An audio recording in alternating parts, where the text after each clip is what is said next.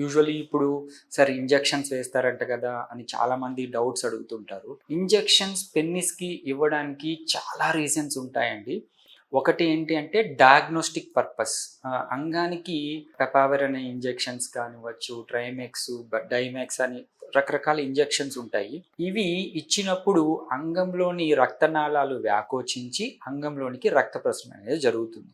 అప్పుడు అంగం లావ్ అవటం అనేది జరుగుతుంది. దాని తర్వాత స్కాన్ తీయటాలు అంటే ట్రీట్మెంట్ పర్పస్ కాదు, యాక్చువల్లీ డయాగ్నోస్టిక్ పర్పస్. అంటే అంగానికి రక్త ప్రసరణ ఎలాగవుతుంది అనే దాన్ని చూడటానికి ఇంజెక్షన్స్ ఉంటాయి. అండ్ కొంతమంది ఇంజెక్షన్స్ వేసుకొని సెక్షువల్ యాక్ట్కి పోయేంత కొన్ని ఇంజెక్షన్స్ ఉంటాయి.